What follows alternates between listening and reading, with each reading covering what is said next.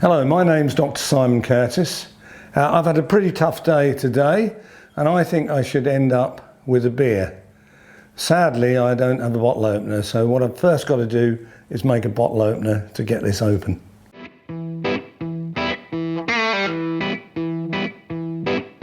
Well, I'm not going to waste good metal on this bottle opener, am I? I've got loads of strap laying around, strap horseshoes, so I'm going to make it out of this horseshoe, and also I'm going to see if I can turn one end into a horse's head.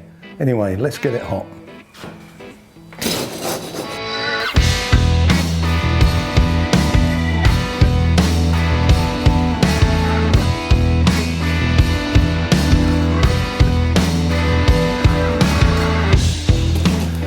Okay, let's give it a little bit of a scrub up just to get some of this dirt that gets stuck into nail holes, and then we're going to trim it off. Let's just trim it off here.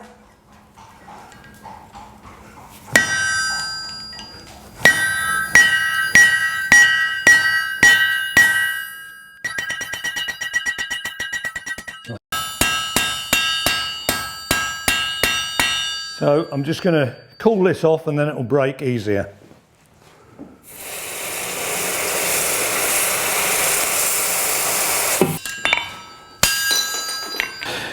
So this might not look like a horse's head here at the moment, but I'm going to try and forge this into the head, the neck here, and we're going to put some ears and eyes further down here. Let's see how it comes out. Let's produce the neck. I use the round of the hammer here. A little bit of the nose.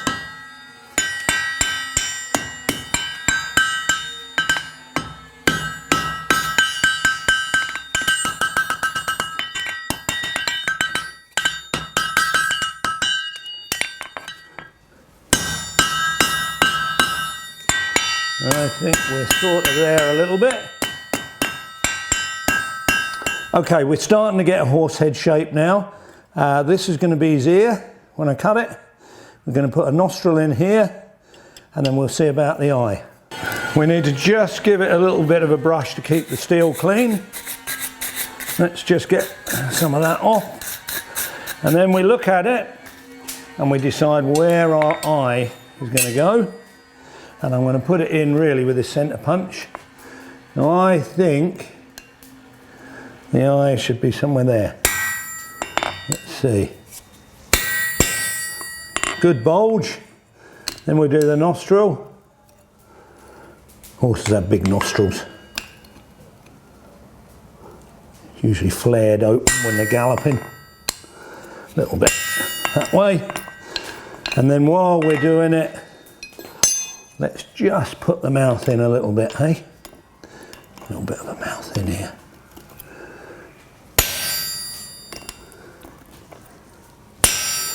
Just open it. I've got just a little bit of, yeah, get rid of that on there. All right, so we're starting to see the head now. So I need to make the ear come off here somewhere. So we're going to do that. I also just need to forge this a little bit in here to give the idea of the mouth.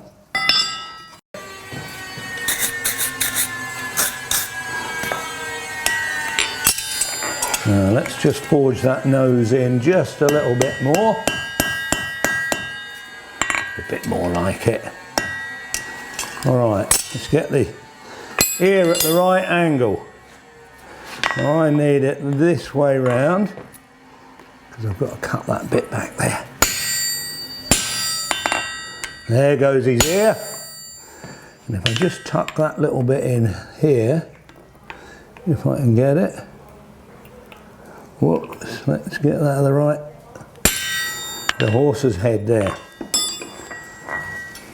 So you start to see that we've got a horse's head. Probably still need to do a little bit there.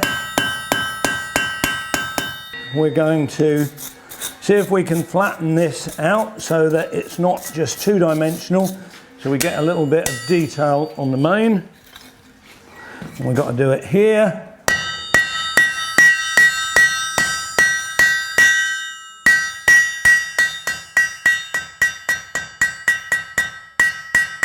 behind the ear.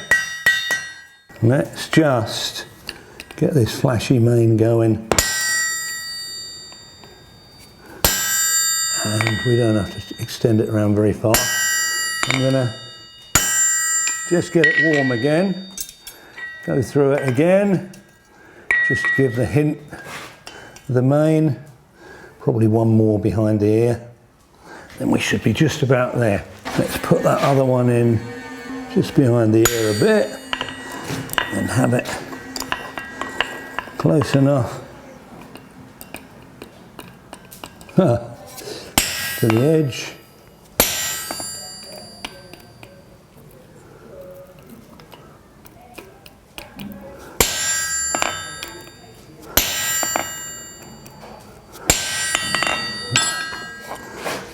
And one more in there, which is where I meant to put it in the first place. Not if I don't hit the handle. There, that's better. Right. Now we're starting to look like it. I'm just going to redefine the ear a little bit by putting a stop end in there. The other way around.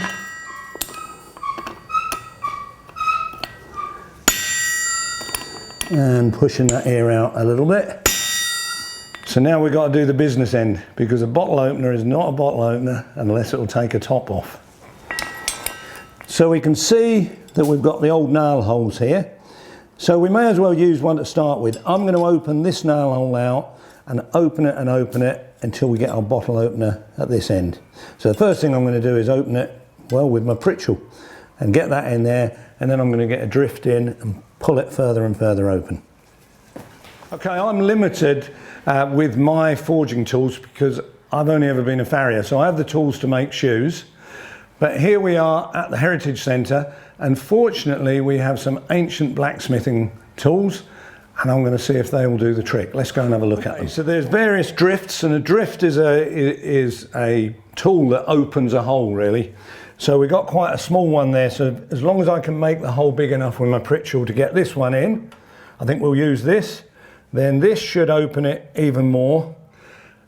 We may jump this one and then just go on to this one. You can see nice big drift, and that should open a hole big enough so I can get it over the back of the anvil and forge my bottle opener.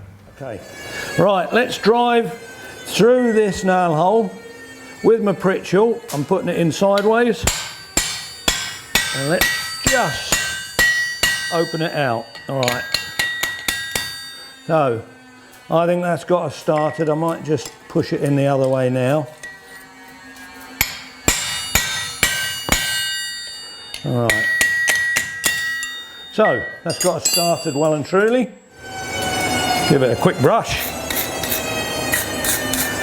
Keep some of the slag off it. All right, let's get that drift. So this is the first drift. Get it over the hole. And as far down as we can go. Okay, drift number 2. Open this out even more. That's drift number 2. Let's just see if I can get it over the back. Well, I probably can, but I am going to just drive it open just a little bit more before I start forging it around the back end. So we'll go on to the third size of drift. So it's really nice to be using tools that are probably over 100 years old. Who knows what old blacksmith used these. Actually, I'll see if I can get it in this one. And just a little bit more. Right. Let's see. Let's forge this a little bit.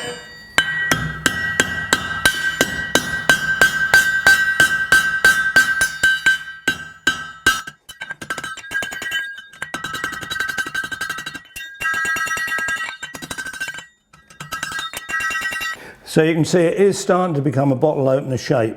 I'm not really interested in it being a perfectly symmetrical one, as long as it does the job, but I am just going to tidy it up a little bit more with another heat. So we'll just give it a little bit more forging, especially where the metal's thicker. We want to get it as even as possible. Start pushing it into sort of bottle opener shape.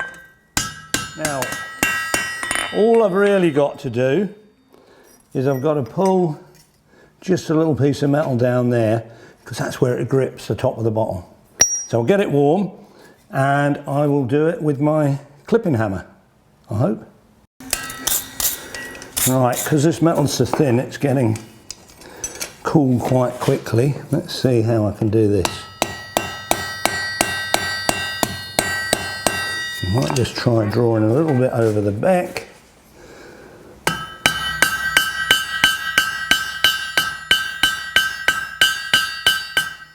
So I think we're there. I know there's a little bit of a fault in it because that's where the nail hole was, or the next nail hole. It doesn't matter, it's all part of its character. I'm going to just give it a dull red, give it a brush up so it looks nice and handsome and shiny, and then we're going to have to do the test, which is the only bit I'm getting nervous about. Will it work? Okay, let's give it a little bit of a brush up, because this has not had the file or the rasp on it. It's purely forge finished. And if we give it a good scrub at this temperature, then it will really come up well. There's something really attractive about brushed iron. I know this is the back side of it, but let's have a little bit of craftsmanship pride and brush up the other side. And you can see now it's cooling, how the shine's coming in it. Who needs silver and gold when you got iron, hey? And a little bit of water. It has to be clean water, not rusty water. And that'll do it even more, see? And then we can cool it off. Always use clean water to cool off. If you have rusty water, you'll immediately get a really fine rusting on it.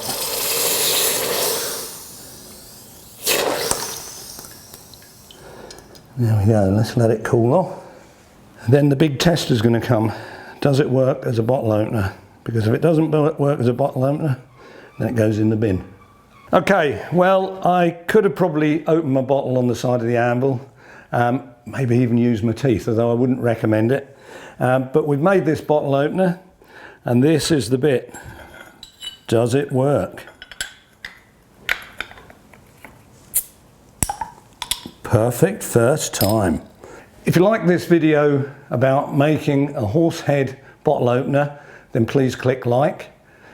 Subscribe to us by clicking on subscribe, but share as well. Don't be greedy. Let other people know how to open a bottle of beer. Now, I would like for Sam to have had a bottle as well, but he's got to drive. Sorry, Sam.